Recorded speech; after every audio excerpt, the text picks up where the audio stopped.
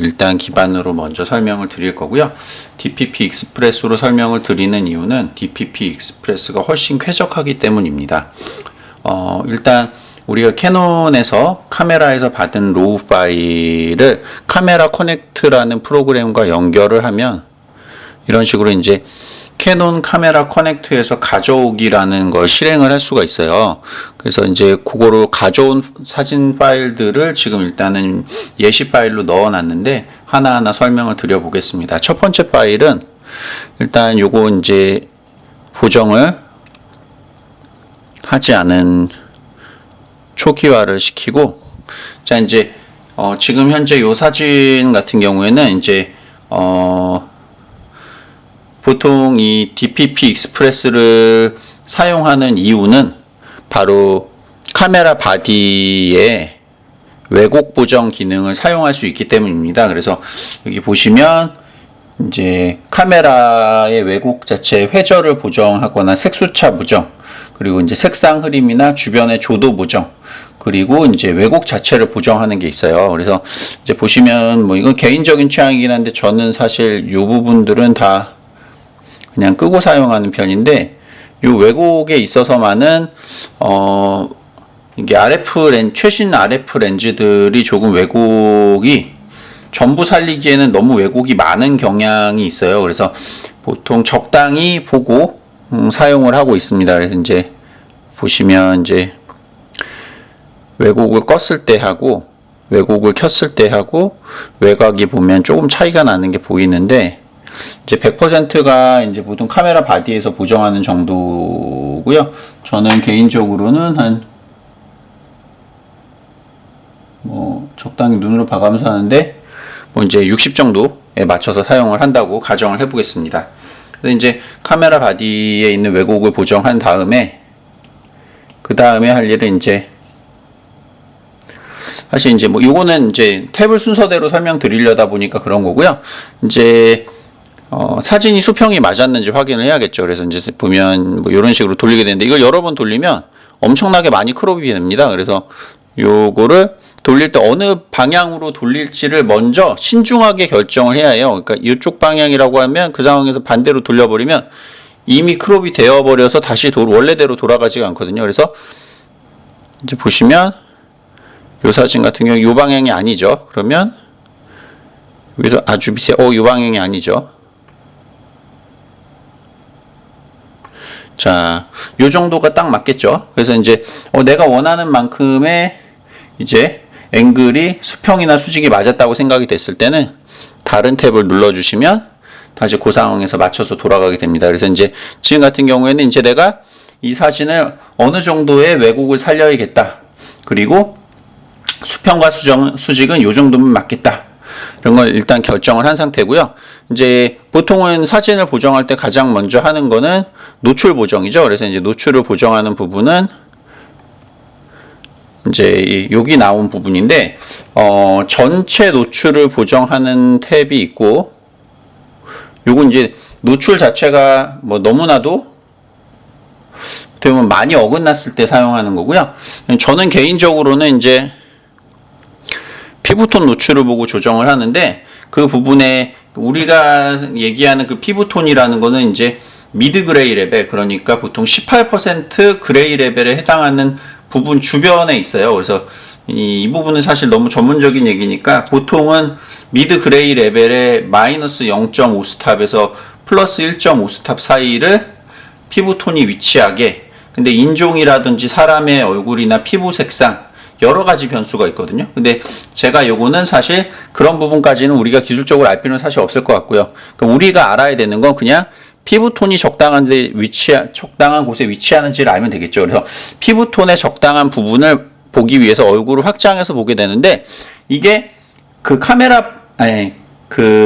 컴퓨터에 있는 부분으로는 이렇게까지 쉽게 그리고 빠르게 반응하지 않아요. 그래서 내가 보고 싶은 적정 미드 그레이 레벨을 피부톤을 위주로 맞추려고 할 때는 이 DPP 익스프레스가 월등하게 좋습니다. 그래서 이제 보시면 보통은 요 부분이 뭐냐면 이제 미드톤, 미드 그레이 레벨, 그러니까 피부가 위치하는 레벨이 적당한 부분에 위치하는지를 결정하는 거예요. 그래서 이건 너무 밝아졌죠. 천천히 슬라이드를 봐가면서, 이건 너무 어두워졌고요. 자, 어두운 부분과 밝은 부분, 그리고 살짝 요 정도가 적당해 보여요. 그래서 실제로 그런지 한번 들어가서 보겠습니다. 보니까 뭐 대충 보니까 적당해 보여요. 이제 뭘 보고 확인하냐면 여기 보이는 요 히스토그램이라는 걸 보는데, 요 히스토그램 상에 하이라이트가 오버가 됐는지, 섀도우가 어떤지를 보는 거고요. 지금 같은 경우에는 사실 약간 섀도우 쪽이 너무 어두워서 디테일이 잘 안 보이게 되겠죠. 그래서 보통 요 부분 때문에 어떻게 보면 이제 DPP 익스프레스가 좋은 건데, 지금 저 같은 경우에는 사실 요 픽처 스타일이 기본적으로 제가 선택해 놓은 곡선에 해당하는 부분의 픽처 스타일을 사용을 하니까, 요게 예를 들어 지금 이 해당 픽처 스타일이 아닌 다른 픽처 스타일을 썼다고 가정했을 때 보세요. 자, 보시면, 자, 보면 안부가 더 많이 죽어 있죠. 그래서 내가 초반 작업을 시작할 때 더 많이 어떻게 보면 클릭을 하거나 그래프를 옮겨야 합니다. 근데 이제 내가 어느 정도에 위치하는 톤에서 시작을 할지, 시작 톤을 미리 어느 정도 본인 취향에 맞게 다 세팅을 해 놓은 상태인 요 픽처 스타일을 바디에 넣어 놓고 카메라로 사진을 찍게 되면, 그 설정이 바로 캐논의 로우 파일에 저장이 돼요. 그래서 그 캐논에 있는 로우 파일에 저장된 걸 우리가 맥북이나 아니면 아이패드에서 바로 JPG를 보정하지 않고 사용할 때 그 상태와 똑같은 시작점으로 사용할 수 있어요. 그래서 DPP 익스프레스의 최고의 장점은 보정의 시작점이 엄청나게 빠르다는 겁니다. 그래서 뭐 지금 같은 경우 이제 제가 촬영을 할 때 당시에 요 픽처 스타일을 가지고 사진을 찍었기 때문에 제가 의도했던 정도의 노출에 일단 맞게 되겠죠. 그래서 지금 그 상태에서 일단 이 픽처 스타일에 맞게 어느 정도 지금 맞춰놨는데, 그래서 아까 보셨던 미드 부분을 맞춰놓고 나면 그 다음에 이제 확인하는 거는 요 어두운 부분이겠죠. 요 어두운 부분 같은 경우는 이제 요 부분의 그래프를 보시면 밀면 어두워지고 뒤로 밀면 하얗게 변해요. 그래서 이게 뭐냐면 미드톤에서 섀도우 부분에 있는 부분에 대비를 여기서 여기 길이 사이로 조절을 하는 거예요. 근데 저는 사실 대부분을 거의 맞춰놨기 때문에 이 부분을 만지는 걸 선호하지 않고요. 오히려 여기 보시면 안부라고 적혀 있는 부분이 보이실 건데, 이 안부라고 적혀 있는 이 부분을 만집니다. 그래서 이제 보시면 얘를 움직이면 요 부위, 요 아래쪽에 그래프의 커브가 바뀌는 게 보이실 거예요. 그래서 요 커브를 위로 들어 올리면 안부를 살짝 들어 올리는 게 되고, 내리면 안부가 어두워지겠죠. 그래서 요 부분을 미세하게 조절해서 이 부분이 머리카락이나 어두운 부분의 경계가 전부 똑같아 보이지 않으면서도 미세하게 경계가 있어 보이고, 그 부분이 흔히 말하는 필름의 컨트라스트를 가질 수 있게 세팅을 하려고 하는 겁니다. 그래서 지금 같은 경우에 이제 안부를 조금 조절을 했는데, 사실 아주 조금만 조절해도 되죠. 왜냐하면 제가 커브를 대충 거의 다 맞춰놓은 사진들이기 때문에 최대한 안 만지려고 지금, 그러니까 바디 JPG에서 사실 여차하면 그냥 쓸 사진들이기 때문에 대비가 어느 정도 맞아져 있는 거예요. 그래서 여기 DPP 익스프레스 상에서 사실 많이 만져야 된다면 그거는 어떻게 보면 초기 설정이 잘못됐거나 뭐 사진을 잘못 찍은 게 되겠죠. 그래서 이제 보시면 전반적으로 하이라이트 부분, 이 하이라이트 부분은 사실 특별하게 날아간 부분이 보이진 않아요. 근데 이제 예를 들어 내가 이 하이라이트 부분을 조금 더 살리고 싶다. 그러면 이 명부라고 해당하는 이 곡선의 그래프를 보시면 이것도 올렸다 내렸다 할 수 있죠. 이쪽으로 치우치면 대비를 줄이면서 하이라이트를 낮추는 거고, 이쪽으로 올리면 바로 대비를 올려서 좀 더 필름과 같은 곡선을 만드는 건데, 이 부분을 움직이실 때 여기 하이라이트 부분에 히스토그램이 같이 움직이는 게 보이실 거예요. 그래서 이걸 너무 많이 움직이면 넘어가 버리겠죠. 그래서 그거를 보고 적당한 레벨에 맞는, 자, 하이라이트 조절을 하시면 됩니다. 근데 이제 보통은 저희가 이제 이렇게 밝기나 대비 조절이라든지 이런 부분은 조절하면 기본적으로는 이 프로그램에서도 그런지는 사실 애매하긴 한데 대부분의 색보정 프로그램에서는 대비를 높이면 보통 채도가 올라가게 되어 있어요. 그래서 내가 대비 조정을 하고 나면 채도가 원하는 채도가 아닌 경우가 많습니다. 그래서 이제 실제로 사진을 확인해서 지금 내가 원하는 정도의 채도인지 이제 그 부분을 일단 뭐 대충은 지금은 뭐 굳이 채도 조절을 하지 않고 요 정도 채도로 사용을 하겠다고 이제 생각을 하고 보정을 하겠습니다. 그래서 처음 노출 조정을 이미 끝냈고요. 이제 그 다음에 할 일은 이제 화이트 밸런스겠죠. 이 화이트 밸런스 같은 경우에는 사실 우리가 캐논 카메라를 사용하는 가장 대표적인 이유는 캐논 카메라의 피부톤의 화이트 밸런스를 잡는 능력이 타사 카메라에 비해서 월등히 좋기 때문에 어지간해서는 피부의 피부톤은, 그러니까 피부의 화이트 밸런스는 그렇게 크게 눈에 거슬리지 않을 정도까지는 잡혀져 있어요. 근데 이제 이 부분이 우리가 이제 예를 들어서 여기서 가보정만 하고 실제 다른 프로그램으로 사진을 내보낸다는 전제하에서는 이게 자동 화이트 밸런스 기능을 사용하시면 그 샷마다 화이트 밸런스가 다르다 보니까 실제로 타 프로그램에서 보정을 할 때는 그 부분을 또 일일이 같은 환경인데도 매번 바꿔줘야 되거든요. 그래서 이거는 지금 내가 보는 요 DPP 익스프레스 상에서 보정을 끝내고 싶다.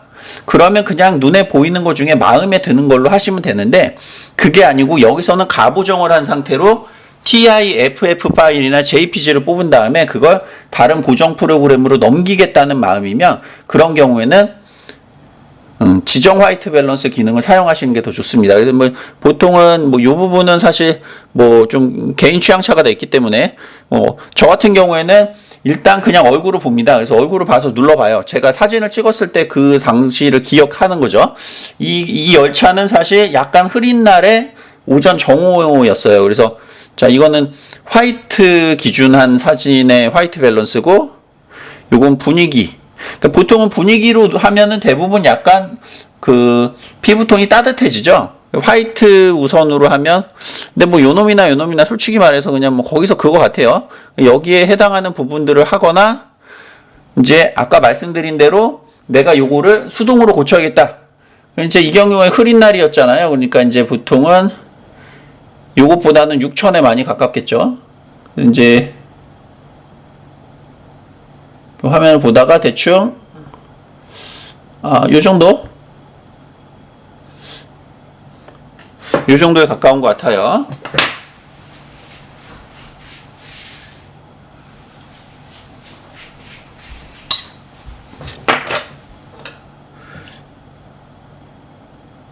자, 요 정도.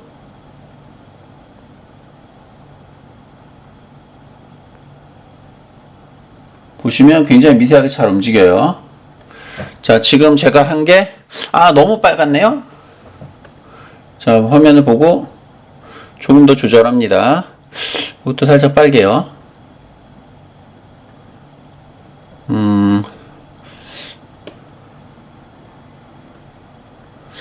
대충 뭐,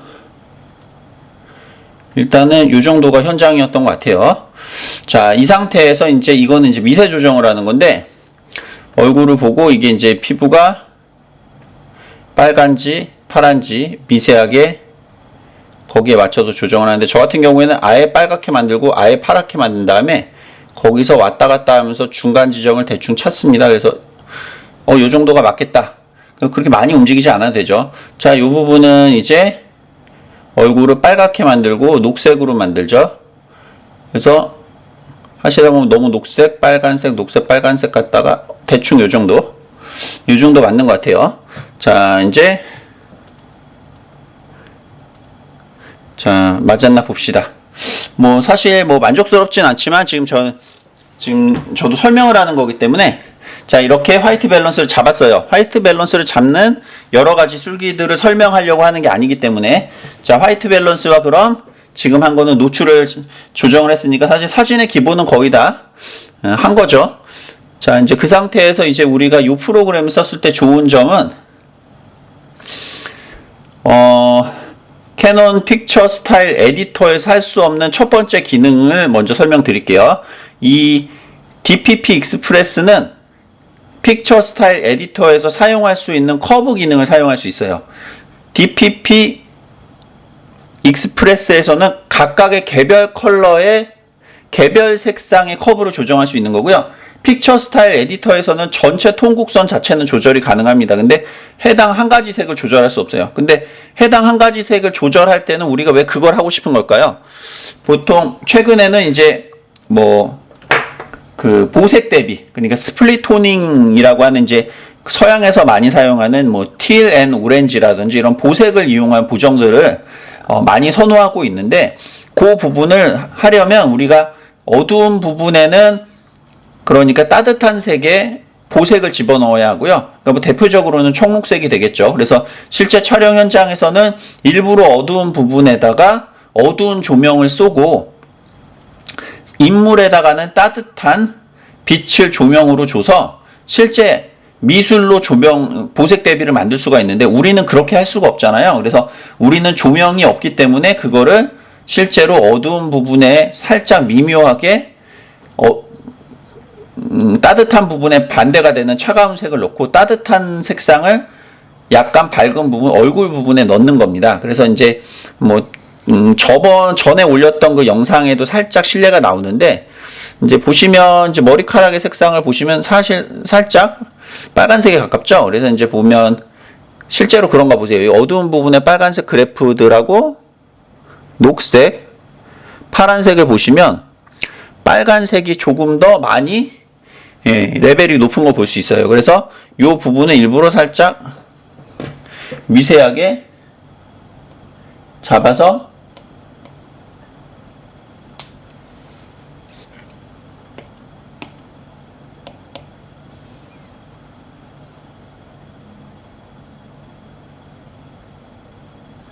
끌어내리게 됩니다. 자, 끌어내리기 전하고 후를 비교해 볼게요. 여기를 잘 보세요. 자, 보이나요? 자,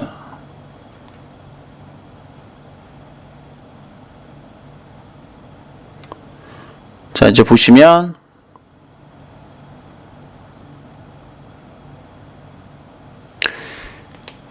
다시 시작하겠습니다.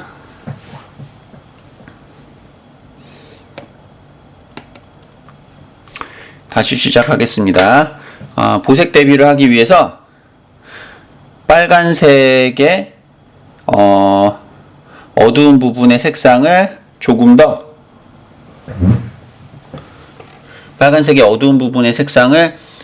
더 낮추고 파란색이나 녹색을 살짝 올려주는 방식입니다. 자, 이제 여기 그래프를 잘 보시면 빨간색, 녹색, 파란색의 비율이 보이실 거예요.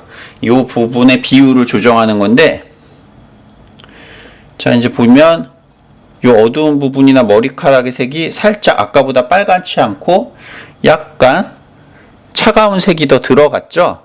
그래서 이제 이 부분이 마음에 든다면, 자, 이제 밝은 색 쪽에다가 색상을 조금 집어넣는 거예요. 자, 밝은 색에는 파란색 부분을 살짝 빼주는 게 좋겠죠. 그래서 자, 빨간색은 자, 이렇게 해서 요 하이라이트에 해당하는 부분에는 따뜻한 빛을 넣고, 여기 차가운 부분에 해당하는 부분에는 우리가 차가운 색을 집어넣는 거죠. 이 작업은 그런데 조심해야 하는 게, 이 작업을 하는 과정에서 얼굴의 피부톤에 파란색이나 혹은 따뜻한 색이 들어가면 이상하겠죠. 근데 우리가 이 토닝을 하는 과정에서 이 피부톤에 해당하는 부분을 우회할 수가 없어요. 그래서 이걸 우회하는 방법이 없는 건 아닌데, 그거는 다른 타사의 프로그램을 사용해야 하고요. 그러니까 결국은 피부톤에 해당하는 부분에 해당하는, 그러니까 지금 같은 경우에 요 정도를 제가 일부러 지금 피하고 토닝 그 커브를 곡선을 움직이고 있죠. 요 얼굴의 피부톤에 해당하는 부분에 대충 그 정도로 일부러 우회하고 피부톤보다 조금 더 높은 하이라이트와 피부톤 아래에 있는, 제가 지금 이게 이제 영상을 찍느라 이게 점을 정확하게 잘 못 찍었는데 사실 조금 더 내려서 찍긴 해야 되고요. 그래서 그 부분을 얼굴의 피부톤을 우회해서 어두운 부분과 밝은 부분의 토닝을 시행하는 겁니다. 자, 요런 부분이 바로 이제 스플릿 토닝을 시행하는 건데, 이거를 우리가 커브 톤을 이용해서 할 수 있고요. 근데 이 기능은 픽처 스타일 에디터에서 할 수 없기 때문에 DPP 익스프레스나 혹은 DPP를 사용하셔야 되는 이유가 됩니다. 자, 이제 이게 보정하지 않은 사진, 보정한 사진입니다. 이 비교해 보시면 보정하지 않은 사진과 보정한 사진 어때요? 조금 다르죠? 보면 물론 대비나 여러 가지가 바뀌었기 때문에 이제 보시면 보정한 사진이 살짝 더 따뜻한 부분이나 차가운 색상이 조금 발라져서 약간 더 입체적이 됐죠. 물론 이게 지금 제가 지금 찍으면서 하기 때문에 제 취향이 아니라서. 자, 일단 이렇게 작업을 하고요. 자, 이제 보시면 이 프로그램의 장점 중에 하나는 이제 노이즈 리덕션 기능이 어떻게 보면은 그냥 지가 알아서 넣으니까 우리가 생각할 게 별로 없어요. 그러니까 이제 다른 타사의 외부 프로그램을 쓰는 경우에는 물론 AI 노이즈 기능이 요즘 많이 있기 때문에 그냥 지가 알아서 돌리는 프로그램이 많이 있는 걸로 알고 있는데, 제가 이제 다음번에 설명드릴 그 외부 타사 무료로 사용할 수 있는 다빈치 리졸브에서는 이게 AI 노이즈 기능을 하려면 이렇게까지 간단하진 않습니다. 이건 그냥 파일을 넣기만 하면 지가 알아서 적정 레저를 잡아서 그냥 노이즈 감소를 시키기 때문에 이 부분은 굉장히 훌륭하고요. 이제 보면 이제 원래 설정이 되어 있는 정도의 이제 뭐 샤프니스를 이제 설정하는 건데, 뭐 제 개인적으로는 날카로운 사진을 그렇게 선호하지 않아요. 그래서 요 정도 보다 원래는 더 사실 뭉개서 쓰기는 하는데, 일단 뭐 요건 이제 요런 식으로 조정할 수 있다는 걸 이제 설명을 드리려고 한 거고. 자, 이제 요 부분이 바로 이제 픽처 스타일 에디터에도 있고 DPP 익스프레스에도 있는데, 실질적으로는 어떻게 보면 약간 사용에 제한이 있는 부분이에요. 그래서 일단은 선택한 색상만 잡아서 색상의 휴나 그리고 색상의 농도 세츄레이션이나 색상의 밝기 휘도를 바꿀 수 있다고 하니까 굉장히 좋을 것 같은데, 이게 실제로 그렇게 되지 않는 이유는 저번 영상에서도 설명을 드렸지만, 우리가 예를 들어 빨간색을 바꾼다고 해볼게요. 자, 빨간색을 바꿉니다. 자, 빨간색을 바꾸면, 자, 보이나요? 얼굴이 오렌지색이 됐다가 얼굴이 빨간색이 되는 게 보이시나요? 이 부분이 내가 바꾸고 싶은 색은 빨간색인데, 우리의 얼굴 기억색의 피부톤에 해당하는 부분은 빨간색과 그 다음에 오렌지색 그리고 약간 노란색이 섞여 있어요. 그러다 보니 거기에 경계면만 딱 분리해서 얼굴을 빼고 색 보정을 하는 게 아니고 얼굴을 포함한 상태로 움직이기 때문에 이 색을 나도 모르게 예를 들어가지고 이 목도리 색을 바꾸고 싶었어요. 아, 이거 내가 원하는 마음에 드는 색으로 바꿔야지. 그래서 이런 식으로 휴를 바꾸다 보면, 아, 얘는 이제 내가 뭐 예를 들어 나는 이 색이 좋아서 이 색이 마음에 들었어 라고 바꿔놓고 보니까 나는 모르고 있었는데 나중에 보니까 얼굴색이 바뀌어 있는 거죠. 예, 이 부분이 예를 들어 이제 오렌지에 해당하는 부분, 요 부분을 바꾼다고 쳐볼게요. 자, 요 부분을 제가 자, 요렇게도 바꿨다가 요렇게도 바꿨다. 지금 보이시죠? 움직이는 거. 자, 요건 왠지 모르게 요 색으로 해볼까? 하고 보면 얼굴색이 같이 바뀌어 있습니다. 그래서 얼굴색이 바뀌지 않게 얼굴색을 우회해서 보정을 할 수 있다면 더 좋을 텐데, 이 DPP 익스프레스나 DPP에서는 사실 그 기능은 현실적으로 구현하기가 어려운 것 같아요. 근데 이 부분을 할 수 있는 방법이 전 영상에서 설명드렸지만 픽처 스타일 에디터에서 실제로 이 밝기에 해당하는 부분을 선택적으로 오렌지색만 잡아서 이 일정 밝기 이하나 일정 밝기를 넘어가는 부분만 틀게 색상을 넣을 수는 있어요. 그래서 픽처 스타일 에디터와 DPP 익스프레스가 상호 보완적인 프로그램이라고 설명을 드린 겁니다. 이제 뭐 지인 같은 경우에는 이제 뭐 이런 식으로 여기 보이는 이런 색상들이 실제로 변하는 게 보이죠. 그래서 이제 뭐 보통 요 색들 약간 이제 보색 대비를 위해서 자, 요것보다는 약간 요 청록색에 가깝게 바꾸면 조금 더 분위기가 보색이 대비되니까 바꾸는데, 이제 어떻게 보면은 얘들은 피부톤에 해당하는 기억색이 아니기 때문에 우리가 바꾸는데 좀 자유로운 편인 것 같아요. 그래서 이제 뭐 요거나 뭐 요거나 요거 정도까지는 그냥 뭐 취향대로, 뭐 예를 들어서 뭐 이제 뭐 밝은 하늘이다, 하늘이 너무 하이라이트가 날라갔다, 뭐 그러면 뭐 하늘의 색깔을 약간 뭐 예를 들어 내가 원하는 색으로 바꾼다.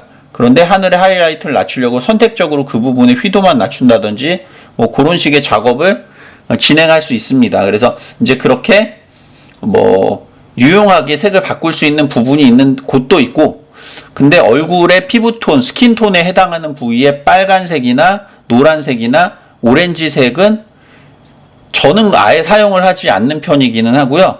가급적이면 사용을 하실 때 피부톤의 색이 바뀌는 걸 꼭 관찰을 하고 사용을 해주시는 게 좋을 것 같아요. 그래서 이제 다른 사진에 일단 또 예를 또 들어볼게요. 자, 이제 이 사진 같은 경우에는 자, 이제 이게 초기 설정 사진이고요.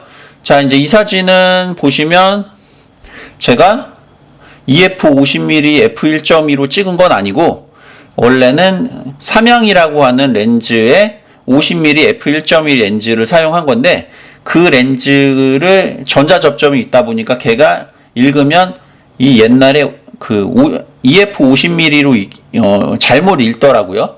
근데 이제 보통은 이제 이런 오래된 렌즈들 같은 경우에 저 개인적으로는 RF 렌즈가 아닌 렌즈들은 그냥 왜곡 보정을 하지 않습니다. 왜냐하면 그게 렌즈 자체에서, 그러니까 바디에서 왜곡 보정을 하게 제작된 렌즈들이 아니기 때문에 그냥 보정 없이 쓰고요. 여기서도 지금 보면 다 꺼져 있죠. 사용을 할 수 있어요. 왜냐면 근데 사용을 해도 안 되는 게 이 프로필이 원래 실제 렌즈랑 맞지도 않아요. 근데 이제 뭐 이런 식으로 켜서 사용을 할 수 있지만 뭐 이런 부분을 다 끄고요. 근데 이제 이 부분을 고르냐 고르지 않느냐를 선택할 수 있다는 부분이 바로 DPP 익스프레스나 DPP의 장점이 되겠죠. 왜냐하면 예를 들어서 로우 파일을 제가 다음번 영상에서 설명드릴 로우 파일을 DNG 파일이라는 걸로 바꾼 다음에 CDNG 파일, 이 DNG 파일이나 TIFF 파일 같은 거를 외부 프로그램에 넣었을 때 이 렌즈 왜곡 보정을 할지 하지 않을지를 선택할 수가 없어요. 그래서 여기서 선택을 할 수 있고 어느 정도를 넣을지도 선택할 수 있다는 부분이 장점이 되겠습니다. 그래서 뭐 아까 말씀드린 대로 뭐 각도 조절 원하는 대로 하시면 되고, 자, 여기서 이제 뭐 어떤 스타일을 할지 이제 뭐 그런 부분들도 이제 이런 식으로 골라서 하시면 되겠죠. 자, 이제 뭐 화이트 밸런스 아까 말씀드린 대로 처음에 제 경우에는 노출을 먼저 조정을 하고요. 뭐 대충 딱 봤더니 뭐 사진이 사실 노출이 거의 대충 맞은 것 같아요. 그 상태에선 전 그냥 아까 얘기한 미드톤 레벨, 미드 그레이 레벨이 적정한지를 먼저 봅니다. 그래서 이제 보시면 이게 DPP 프로그램이 굉장히 느려요. 그러니까 이상하게 DPP 익스프레스가 똑같은 이 4,500만 화소의 로우 파일이 들어가서 하는데도 오히려 아이패드가 맥북보다 더 빠른 희한한 현상이 있어요. 그래서 저는 개인적으로는 가지고 계시다면 JPG로 그냥 보정할 거라면 DPP 익스프레스가 훨씬 쾌적하고 좋다고 생각합니다. 그래서 이제 보셨지만 이제 맞췄고, 뭐 블랙 레벨 머리카락에 이게 마음에 뭐 이제 이렇게 해서 어둡게 밝게 조절을 할 수 있겠죠. 근데 사실 거의 만지지 않아요. 이걸로 하지 않고 저는 그냥 아까 말씀드린 이 안부로 만집니다. 그래서 이 안부 그래프를 보고 안부 그래프가 너무 어둡고 살짝 어둡거나 밝은 부분에 디테일이 이 정도면 괜찮은 것 같아요. 자, 이제 이 상태에서 사실 명부는 거의 만지질 않아요. 그런데 뭐 이제 이 픽처 스타일이 혹시 대비가 좀 중대비나 약간 저대비에 가까운 인물톤이기 때문에 나는 조금 더 대비를 높여주고 싶다고 하시거나 혹은 하이라이트가 날아가서 낮춰줘야 되는 경우가 있겠죠. 그래서 이제 그 부분은 보고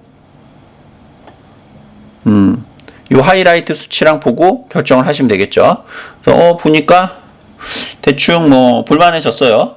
그래서 이제 여기서 아까 말씀드린 요 채도 부분이 보통 사진의 대비를 바꾸게 되면 자연히 같이 바뀌게 되는데, 사실 픽처 스타일을 내가 선호하는 스타일을 넣어놓은 상태에서는 대부분 원하는 채도에 근접하기 때문에 딱히 채도를 만지지 않아도 되는 경우가 많지만, 뭐 이제 예를 들어 이 사진 같은 경우에 약간 더 필름에 가까운 색으로 하겠다 그러면 보면, 자, 입술과 얼굴 색이 적정 채도 수준에 위치하는지를 보고 거기에 맞춰요. 자, 요거 살짝 이제 색이 좀 더 많이 들어갔어요. 자, 이제 이 상태에서 그 다음 할 게 화이트 밸런스 조정을 한다고 했죠. 그래서 이제 이게 화이트 우선, 그리고 분위기 우선의 오토 화이트 밸런스고요. 요 부분을 내가 실제로 조정하겠다. 이때는 환경이 살짝 실내였는데 옆에서 조명이 들어오는 상황이었어요. 그래서 뭐 5천 한 요 정도에 가까웠던 환경인 것 같아요. 여기 보니까 뭐 한 4천 몇백이네요. 그래서 이제 뭐 봤더니 뭐 대충 마음에 안 들지 않아요. 그래서 이제 요거 자 다시 왔다 갔다 파랗게 자 하다 보시면 대충 요 정도 괜찮아 보이죠? 거기서 자 여기 빨갛게 녹색으로 녹색 빨강 녹색 빨강 녹색 빨강 하시다 보면 대충 자 여기 제가 이렇게 작업한다는 게 아니라 보통 요런 정도로 합니다. 그래서 이제 뭐 얼추 맞았다고 쳐요. 그래서 자 이제 지금 요 상태에서 이제 이거는 이제 컨트라스트를 바꾸고 싶을 때 쓰는 거지만, 사실 이미 픽처 스타일을 썼다는 얘기는 컨트라스트를 내가 어느 정도 원하는 설정으로 정해 놓고 사용을 했다는 뜻이라 사실 사용하진 않아요. 근데 만약 뭐 그 사진만 특별히 내가 조금 바꾸고 싶다 그러면 이런 식으로 뭐 이 사진 같은 게 좀 더 필름 느낌을 주려고 고대비 룩으로 간다 치면 이런 식으로. 근데 이렇게 되면 어떻게 되냐면 결국은 안부 레벨이 바뀌었잖아요. 하이라이트랑 화이트가 달라지기 때문에 그 부분을 보고 안부를 더 들어 올려줘야 되겠죠. 그래서 이제 보면 안부가 흔히 표현하는 걸로 너무 뭉치지 않게 살짝 더 들어줬고요. 뭐 명부 같은 경우에는 그렇게 뭐 클리핑이 되지 않으니까 그냥 이 정도로 할게요. 자 이제 아까 말씀드렸던 그 스플릿톤이 자 이제 보시면 여기 파란색 레벨을 먼저 보시면 자 보면 명확하게 파란색이 훨씬 안부의 레벨이 낮습니다. 보시면 빨간색 그 다음에 녹색 파란색 순이에요. 그러니까 빨간색은 죽여야 하고요.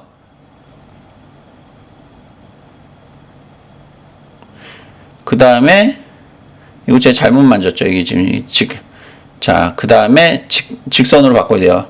파란색은 올려줬어요. 자, 이제 그래프를 다시 보세요. 자, 빨간색 아직 멀었어요. 빨간색을 제가 잘못 내렸나 봐요.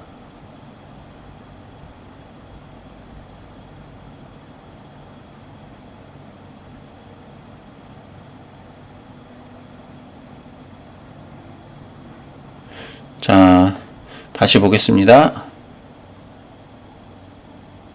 빨간색보다 녹색이 좀 많고 파란색을 조금만 더 올리면 될 것 같아요. 자, 빨간색과 파란색이 비슷하고 녹색이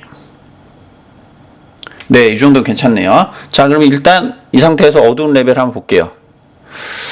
어때요? 아직도 사실은 빨간 톤이 좀 더 있어요. 근데 이제 여기 어두운 부분 보시면 이 부분은 조금 더 들어왔죠. 그래서 파란 부분을 조금만 더 올릴게요. 자,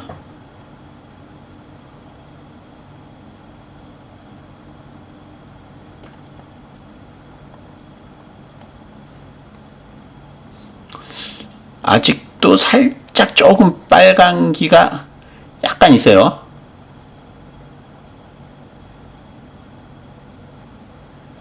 이제 이 정도면 괜찮은 것 같아요.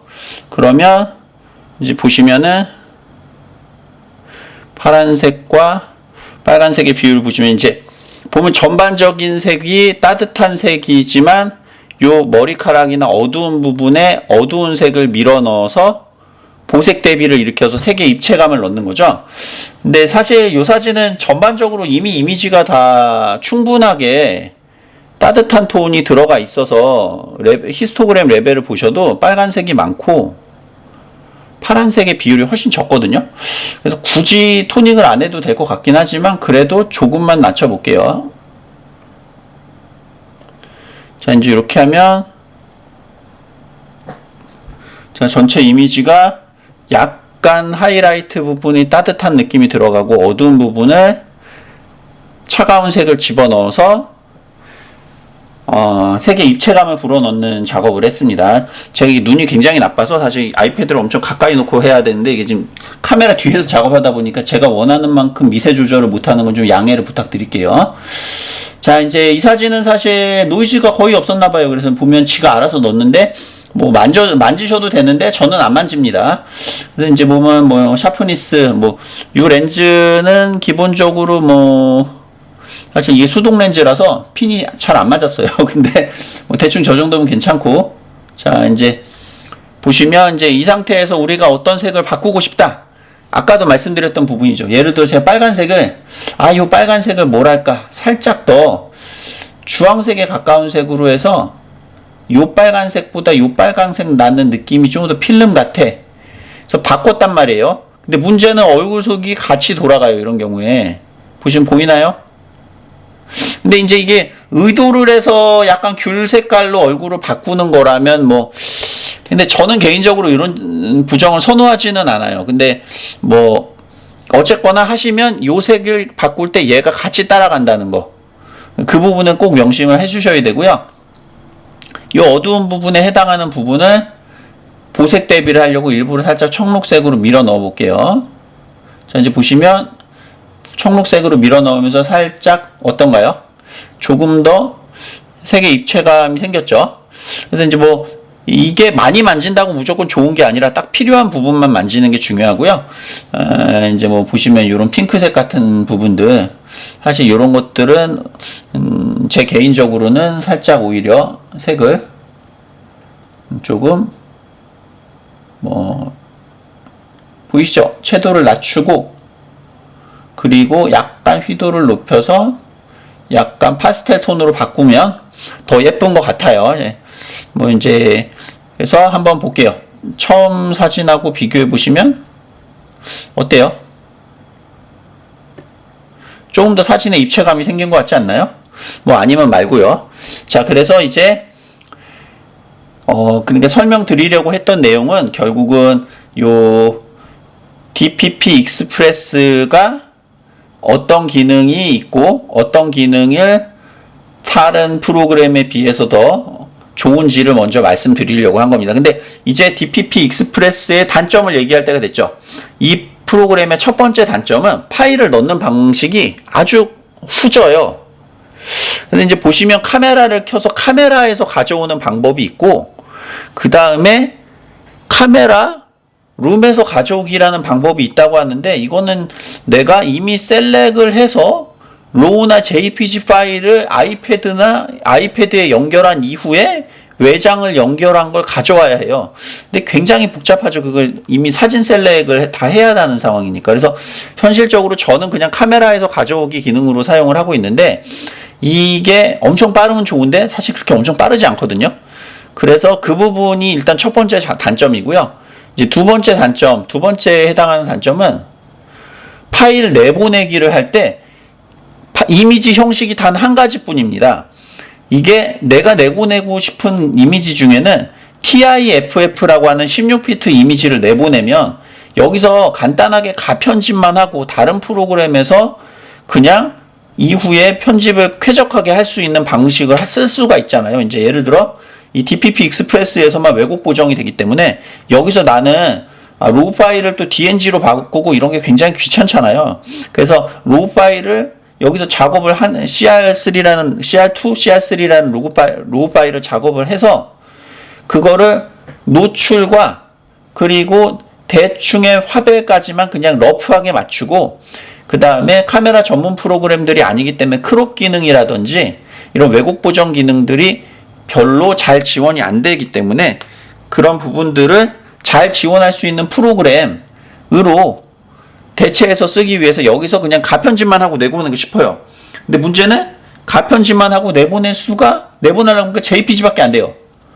물론 뭐 JPG로 뭐 보정하면 되죠. 실제로 저는 보정을 했어요. 근데 뭐랄까 할 수 있는데 TIFF를 쓰지 못하고 8비트 JPG를 쓰니까 사실 조금 아쉬운 거는 맞습니다. 그래서 이 부분을 먼저 아쉬운 부분의 제한점 두 가지를 설명을 드렸고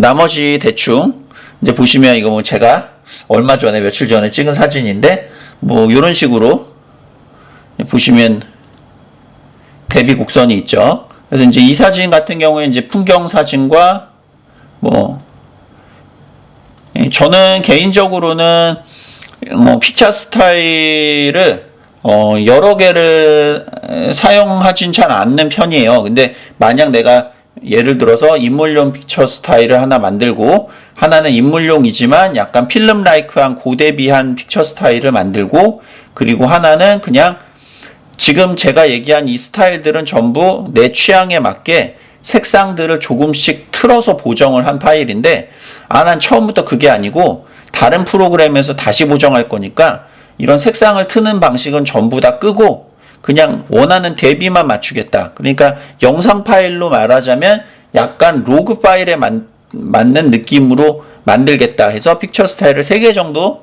사용을 하고 있어요. 그래서 뭐 요거 같은 경우 이제 제가 뭐 그냥 개인적으로 쓰고 있는 뭐 어차피 링크에다 다 올려드리긴 할 거지만 그 대비인데 보시면 뭐 저대비죠. 요 부분 요런 사진 같은 경우에는 보시면 사실 요 부분에 요 안보 부분이 죽으면 사진이 이제 보정을 다 한 사진이에요. 사실 이 지금 보정을 하지 않았던 사진이고 뭐 비교해 보면 안부를 좀 들어 올려서 살렸고 그 다음에 하이라이트 부분에 이 산 능성들 이 산봉우리들이 날아가는 부분들을 안 날아가게 하려고 커브를 조금 낮춰서 대비를 준 거예요. 그래서 이제 보시면 여기 명부를 확 줄였죠. 자, 원래는 이랬어요. 이랬는데, 이러니까 요 능성이 안 보여서 천천히 낮춰서 요 명부 부분을 살리려고 그러니까 하이라이트를 낮춘 거죠. 안부 같은 경우에는 오히려 살짝 들어 올려서 요 어두운 부분을 더 저대비로 만든 겁니다. 그래서 이제 뭐 이런 식으로 작업을 하기도 하고요. 이 사진을 보시면 이 사진은 접점이 없는 완전 수동 렌즈로 찍은 거기 때문에 아예 정보가 전혀 없어요. 그래서 뭐 이런 파일 같은 경우에는 읽어드릴 수 있는 정보가 따로 있진 않다는 거. 자, 이제 뭐 요것도 이제 다른 수동 렌즈로 촬영한 사진입니다. 그래서 이제 이 파일 같은 경우에도 이제 보시면 정보는 없고 여러 가지 픽처 스타일이 있는데 이제 이 픽처 스타일들 중에 그냥 이 사진은 흑백으로 사용하는 게 조금 더 좋을 것 같아서 모노크롬이라는 요 이제 픽처 스타일로 골라서 선택을 했죠. 이제 보시면 처음에 요 부분을 가지고 미드 부분을 조정한 다음에 요 안부랑 명부를 조정을 했고요. 이후에 너무 대비가 낮은 것 같아서 컨트라스트 조정을 했던 사진입니다. 그래서 뭐 특별히 이런 정도 만졌다는 걸 설명을 드릴게요. 자, 이제 다음 영상은 DPP를 사용해서 색 보정하는 것이 왜 불편한지, 그렇지만 DPP를 사용해서 가 편집을 할 때 유용하다는 거, TIFF를 사용할 수 있다는 부분을 설명드리겠습니다. 안녕하세요. 두 번째 시간으로 DPP 익스프레스 다음으로 DPP에 대해서 설명하겠습니다. 자, 이 DPP라는 프로그램은 구동시키는 방법 자체를 뭐 따로 설명드릴 필요는 없을 것 같아요. 그래서 이제 보시면 이게 이제 초기 설정 파일이에요. 근데 이제 DPP 익스프레스랑 DPP의 차이 중에 DPP에서 좋은 점이 있습니다. 그 첫 번째 좋은 점 뭐냐면 DPP 익스프레스는 우리가 여러 개의 설정해 놓은 픽처 스타일을 사용하지 못해요. 내가 촬영할 때 설정해 놓은 애만 쓸 수 있는데, 지금 이 DPP에서는 그냥 내가 그동안 저장해 놓은 여러 가지 픽처 스타일을 사용할 수가 있어요. 그래서 이제 뭐 예를 들어 제가 약간 필름 스타일로 대비를 좀 고대비 룩으로 넣어서 설정을 해 놓은 파일입니다. 이제 보시면 뭐 대충 봐도 대비가 좀 더 높죠. 그래서 이제 원래 표준 스타일하고 한번 비교해 볼게요. 자, 이제 보통 우리가 쓰는 이게 인물 사진이고, 아까 조금 전에 설정한 스타일이 고대비 룩이죠. 보면 대비가 더 높고, 근데 섀도우 부분은 살짝 끝에서 살짝 들어 올려서 완전히 검진 않게 약간 필름과 같은 우윳빛 블랙을 만들려고 한 거예요. 자, 이제 이 부분 이렇게 만들었는데, 이제 예를 들어 제가 이 스타일 말고 제가 원래 쓰던 스타일 보시면 살짝 대비가 적고 더 파스텔 톤이죠. 근데 이제 요거를 조금 더 이제 필름 느낌을 주려고 바꾸고 싶어요. 그럼 이제 제작해 놓은 픽처 스타일로 바꾸는 방법이 있어요. 이제 보시면 이런 식으로 바꿀 수 있는 걸 선택할 수 있다는 거. DPP 익스프레스에서는 할 수가 없어요. DPP에서만 할 수 있습니다. 그리고 두 번째 장점, 저장하기를 했다고 했을 때, 자, 내보내기 파일을 선택할 수가 있어요. 얘는 한 가지가 아니고 여기 보시면 굉장히 여러 가지가 있습니다. 그래서 이제 보면 8비트 파일이 있고, 그 다음에 16비트 파일 TIFF까지 내보낼 수가 있죠. 그래서 이제 파일을 여러 개 내보낼 수 있다는 장점이 있어요. 그리고 보시면 이 노이즈 리적션 창 같은 것도 이 노이즈에 해당하는 부분의 노이즈를 이제 보고 우리가 선택할 수가 있겠죠. 그래서 이제 아무래도 이런 부분 좋긴 한데, 이게 단점은 뭐냐면 일단 느려요. 왜 맥북 PC에서 하는데 더 느린지는 사실 모르겠는데, 이게 저만 느리다고 하는 게 아니고 이거 사용하시는 분들 대부분, 자 보세요. 제가 움직여 볼게요.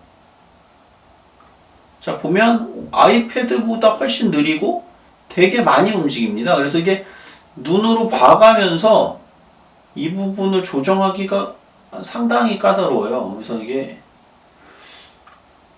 내가 보시면 훨씬 느리게 반응하거든요. 그러니까 이게 이제 색보정 프로그램이라는 게 이런 커브를 만지는 작업들은 사실 즉각 반응을 해야지 보기가 좋은데 너무 느려서, 근데 이게 지금 맥북 맥스인데 또 느리면 사실 일반적으로 쓰는 대부분의 프로그램에서 그닥 쾌적하지 않을 것 같아요. 그래서 제가 이걸 선호하지 않는 첫 번째 이유, 느리다는 거. 그리고 두 번째는 이제 아까는 손가락으로 만지면 되는데 이거는 커브를 만지려면 뭐 요런 식으로 해야 돼요. 보이시죠? 자, 이런 부분들이 아까 제가 영상을 찍으면서 손가락으로 찍어서 그렇지, 사실 아이패드를 내 눈앞에 놓고 찍으면 이거보다 훨씬 정확하고 오클릭하지 않습니다. 그래서 이런 커브 탭을 만질 때 그런 세밀함도 사실 훨씬 더 떨어지기는 해요.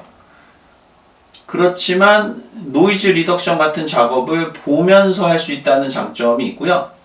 그리고 뭐 나머지 기능적인 부분은 뭐 둘러보시면 뭐 사실 같은 프로그램이기 때문에 뭐 기능이 특별히 월등하지도 않아요. 이 부분도 탭이 똑같습니다. 그래서 뭐 요거 조절하는 것도 뭐 마찬가지로 아까 제가 뭐 요거 조절하고 싶다고 했죠. 이제 빨간색을 보이시죠? 자, 여기서는 굉장히 티가 많이 나죠. 이제 얼굴 피부톤을 돌렸더니 완전 이상해졌죠. 자, 근데 이게 빨리 바뀌어야 내가 이걸 이만큼 조정할까를 보는데 반응이 너무 느리니 모니터를 보고 하기가 너무 어렵더라고요. 그래서 저는 그냥 여기서 파일을 보정할 생각이면, 그러니까 이걸로 끝내서 JPG 파일을 출력할 생각이라면 DPP를 사용하지 않을 것 같고 DPP 익스프레스만 쓸 것 같습니다. 근데 얘를 쓰는 이유가 한 가지 있다면 아까 말씀드린 대로 이걸로 TIFF 파일을 만들 때는 TIFF를 뽑는 방법이 이것뿐이기 때문에 이걸 사용할 수밖에 없을 것 같아요. 근데 그럴 때는 이제 대충 어떤 식으로 사용하게 되냐면 아까 말씀드린 대로 여기서는 그냥 세 가지만 하는 거예요. 그러니까 이제 첫 번째는 이 카메라 자체에 있는 왜곡 보정하는 거지. 디지털 렌즈 최적화 이런 거 다 끄고 끄고 주변조도 끄고 아까 왜곡 보정 요것만 100%로 되어 있던 거를 뭐 대충 이제 보고 왜곡과 내가 보정의 그 중간점을 찾아서 대충 맞추시는 거예요. 이제 이런 식으로 지금 제가 보정을 다 끄니까 제가 의도한 거랑 전혀 사진이 다르게 바뀌었죠. 그러니까 처음부터 보정을 끄고 그러니까 보정 기능을 끄고 그 다음에 보정하셔야 됩니다. 왜냐면 나중에 끄면 그 전에 해놓은 게 전부 다 다시 해야 돼요. 그래서 요건 왜곡 보정을 끄거나 켜는 건 제일 먼저 하셔야 되는 작업인데 그 부분을 하고 그 다음에 아까 얘기 드렸던 그 사진의 비율 이것도 사실 되게 불편해요. 이제 보시면 자 요게 직관적인가요? 사실 그렇지 않잖아요. 아이패드가 훨씬 편하죠 이거. 그래서 이제 요 부분도 사실 좀 그렇게 편하지 않고 근데 어쨌거나 여기서 이제 사진을 크롭하거나 그런 부분들을 진행하고 그러니까 처음에 렌즈 왜곡 보정 그 다음에 사진의 크롭 그리고 뭐 요거는 사실 타사 프로그램을 쓰나 안 쓰나 대충 다 비슷하기 때문에 요 부분에서 우리가 원하는 정도의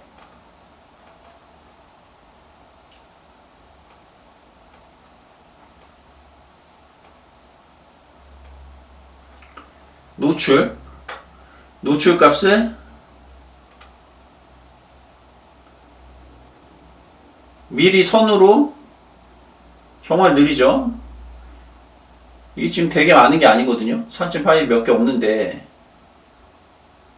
자 대충 그러니까 화이트 밸런스 근데 화이트 밸런스 아까 조정한다고 할 때 설명을 드렸었죠.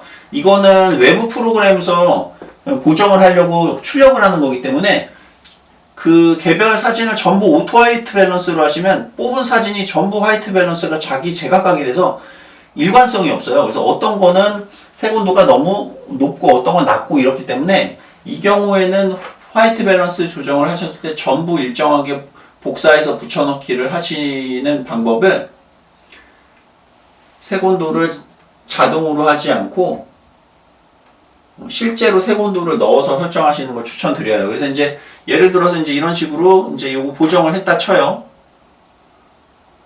그러면 이제 보정을 했어요. 그러면 이 보정한 거에 대한 레시피를 보이시죠? 선택한 레시피를 복사해서 다른 사진들에 전부 다 붙여 넣는 거죠. 근데 다른 사진에 전부 붙여 넣을 때 이게 보시면 그 해당하는 사진들을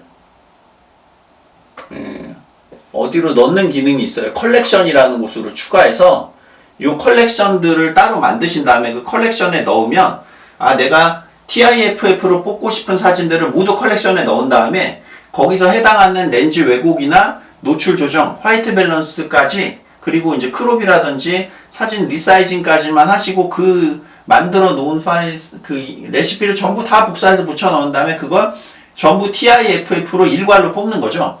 그리고 그 TIFF로 뽑은 파일을 이제 제가 다음번에 말씀드릴 외부 프로그램에서 보정하시는 방법으로 보정하는 게 제가 보기에는 캐논의 렌즈 왜곡 교정 프로그램을 사용할 수 있으면서 어떻게 보면 캐논 바디나 순정 프로그램의 노이즈 리덕션이 나쁘지 않기 때문에 그 기능을 그냥 머리 쓰지 않고 사용할 수 있고, 그리고 16비트의 색 정보를 저장하면서도 대충 노출이라든지 이런 부분도 큰 틀에서는 맞춰놓은 파일을 사용할 수 있다고 생각이 돼서 추천을 드리려고 합니다.